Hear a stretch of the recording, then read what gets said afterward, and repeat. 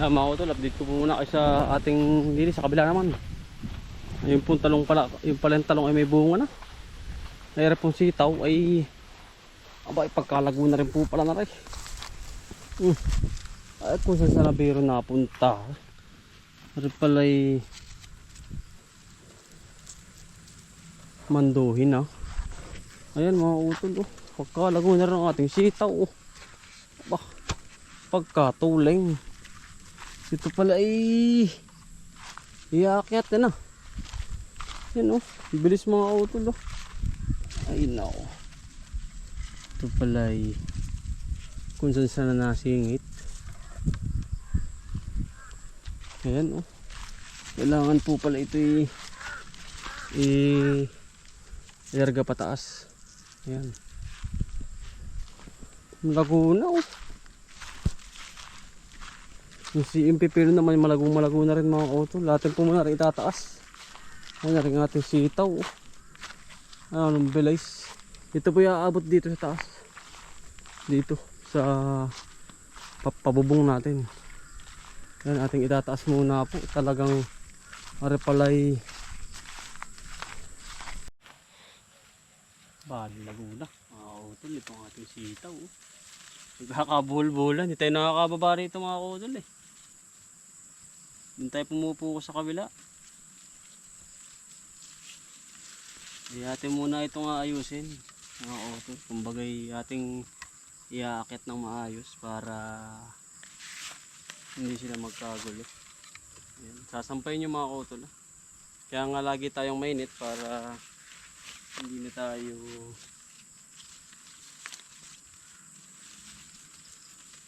tayo parit-parin sa pagbabalag. Kapag may ganito na mga utol, may net ka na, hindi ka na mag-aabala na lagay uli kasi may nakaabang na po Inuuna ko talaga mga utol ay yung preparation bago tayo magtanim. Ano po?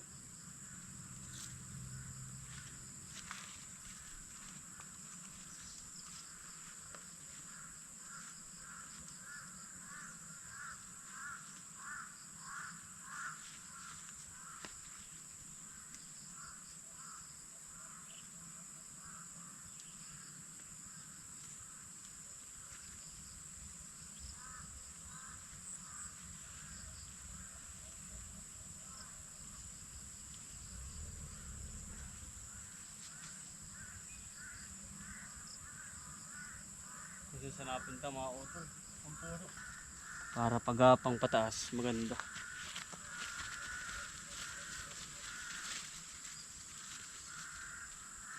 Sa mga nagtatanong ng insecticide, magkakaiba mga utol. Ang ginagamit ko sa ganito, Bropeya. Sa sitaw. Bili po kayo sa mga utol, sa hardware. Sa AgriSupply. Yun po ang foliar ko at insecticide.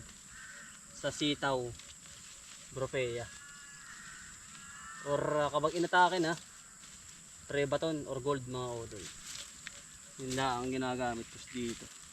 Pang alternate ko lang yun mga utol. Pero kapag naman ganito ang hawan, hindi po tayo gumagamit ng mga malalakas na systemic mga utol na pang spray po.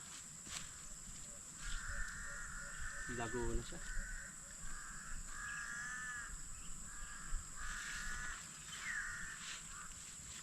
Kasi sana naikot mga utol Pag hindi natin iaayon, wala, hindi ito tataas. Kailangan tataas na natin ito.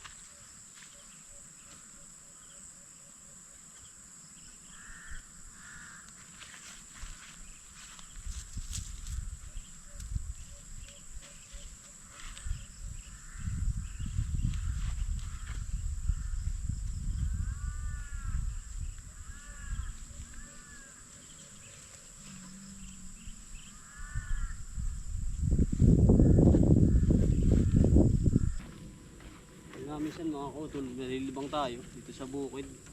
Halos naabot tayo ng alas 8, alas 9 dito. Talagang kapag kailangan na po ng persa, Nakakalibang din naman mga kautol maganito po. Kumbaga natawag mo na sa asawa ko. Tayo po ay magaganito. Utay-utay ko na mga kautol habang bukas iba naman ang tatrabahuhin namin mga kautol. Yun po bang ano, kumbaga ngayong hapon ari ano ko, iaayos ko. Bukas iba naman ang tatrabahuhin.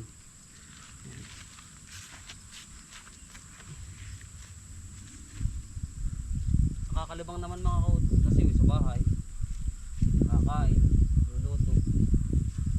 Pag minsan nabili na lang po ako ng ulam para kakain na lang ako kami.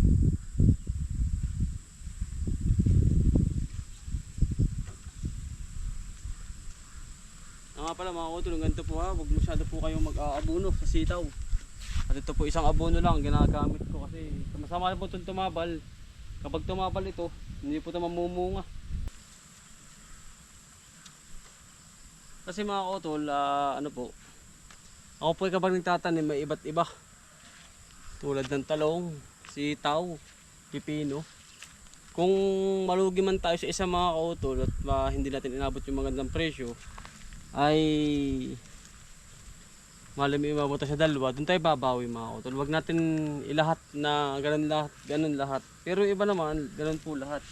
Na tinatanim, pipino lahat. Talong, ako na po iba ako.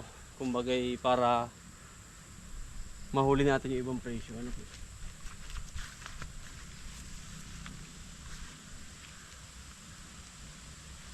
Ating itong tataas na mga kautol. At masyado siyang mabilis. Nagbubuhol-buhol na sila. Kailangan natin itaas bawat isa. Kasi nga po ito ay kung saan pupunta yung kanilang dulo.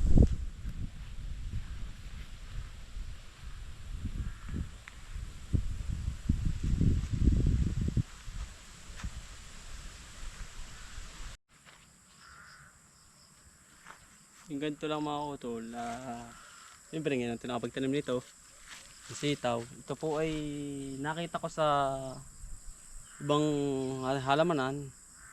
Huwag daw po natin kapatabain ang ating sitaw kasi nga ho, ito ho ay posibleng tumabal or hindi mamunga ang sitaw kapag sobrang kapal ng abono mga kautol. Hayaan mo yan po yung tamang laki niya. Kita nyo naman po mga kautol yun sa dahon or sa puno.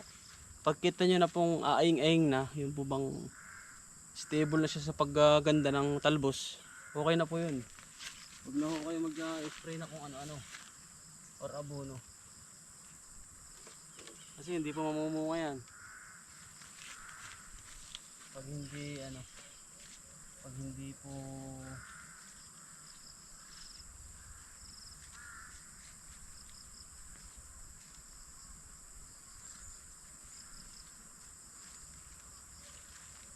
hayaan lang natin yung kanyang kapal. Basta ano lang, huwag kayong abono mga kautol, kaabonuhan na sitaw. Suggest ko lang po yun. At naka-experience ako sa tabing bahay, abono. Ay, hindi namunga kahit sobrang ganda. Hayaan nyo lang po yung ganyan. Yung tamang lago. Yan po.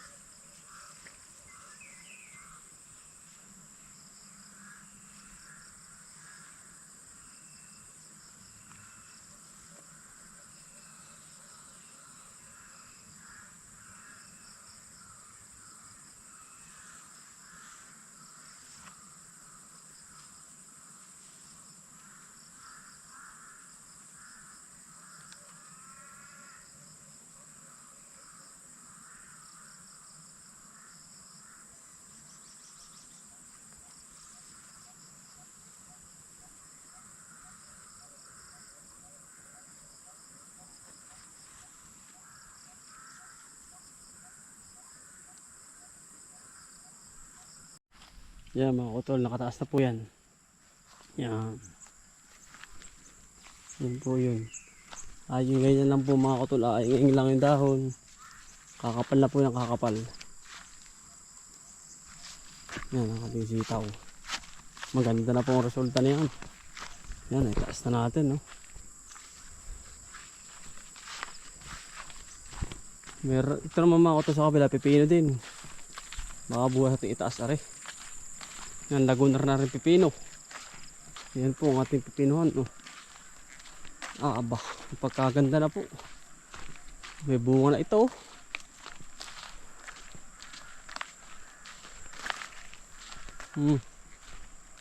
Ba, may bunga na nga pala. Ang ating pipino mga utol eh, no. Pagkaganda ng dahon, no. Sasampa na pala ito. Bukas ko sasamba mga utol. Ayusin ko muna itong net. Malago na eh, oh. Yan. May bunga na din. Halos magkakasabay-sabay po yung yung talong at ari. Nakapalatag pa lang sa tabi, oh. Nakalakatag. Yan. Ang ating pipino.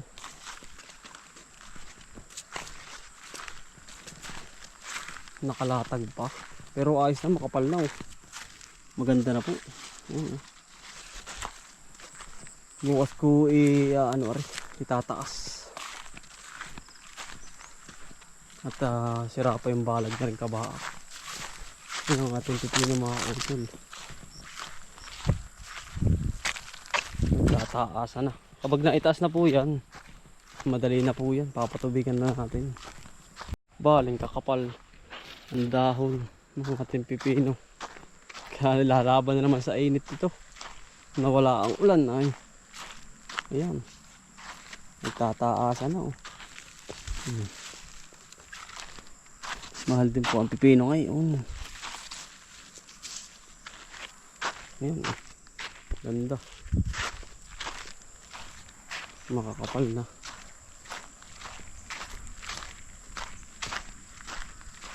Mapapatubigan natin susunod na araw ito. Ay na ano na lumpapay na.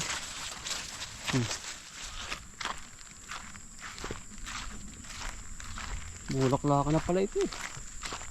Ang bilis ng pipino talaga. Arama mga auto sitaw. Ari sitaw. Lalagyan na rin natin yan susunod na araw. Yung kanyang pagapangan pataas. Ari pipino din mga auto sa kabila. Ari update ko na rin kayo dito. Ay pagkalago na rin pala na rin. Pagkapunong-puno rin pala rin ng bunga. Naglawit ang ating pipino. Malalagyan na rin ng balag. Ang balag kasi na rin yung plastic ng mga auto. Hindi pa itong net na katulad sa kabila. Lago. Bropea lang mga utol sa insekte. Medyo mahalang nga lang talaga. Ayan ang bilis ng pipino talaga mga utol. Berde. Bubunga na.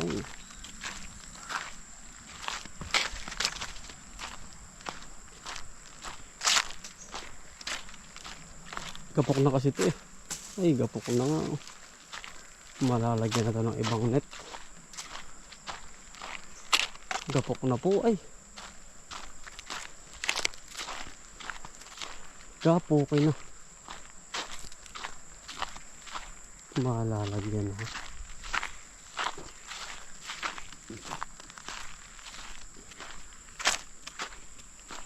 Maganda at nakakautol ay nainit po ay kaya naganda rin ang resulta. Makapal, no? Yan po ang pipino natin. Para po italong sa kabila. Wala pa rin bunga. Nauna yung kabila eh. Para po yung marami na. Halos magkakasabay pala ay ang aking talong at pipino. Yan palang dalawang yan. Magkakombine sa pagpabiyahe natin. Pares pamanding mabigat mga utol. Pipino. Mabigat sa kargahan. Ano po? Yan, okay na po ang lahat, ano. Malago na to. Yan, oh. Sana hindi tayo pabayaan ni Lord at sobrang init. Baka matalo na naman tayo sa sobrang init eh. Pero hindi, okay lang na mga kautol. Dito naman okay na rin. Itong sitaw na itaas na natin para naman ano, hindi sila kung saan napunta, kailangan po yung naka arrange pataas. Yan po mga kautol.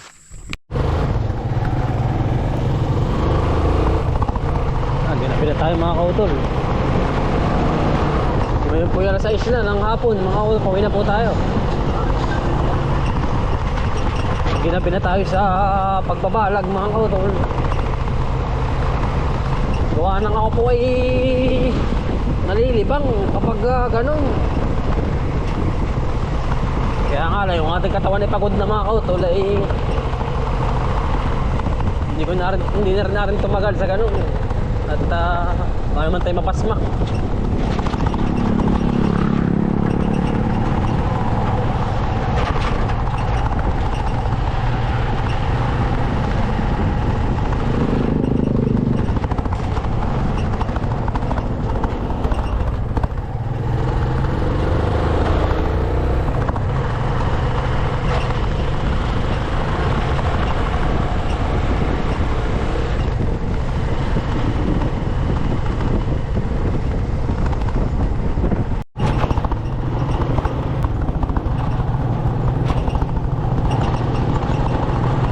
Kapag naman mga kautol ay napapasarap ang trabaho eh, kapag ganun magaganda ang halaman.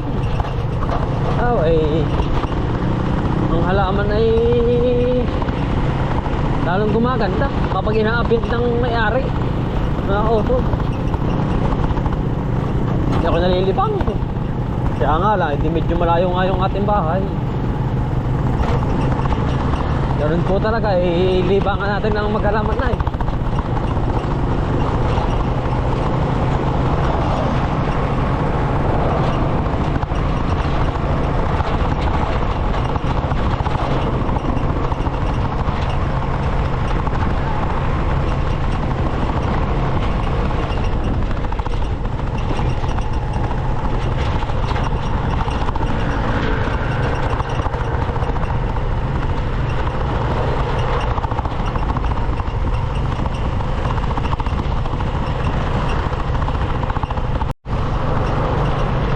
Malayo-layo din po yung bahay namin mga kautol.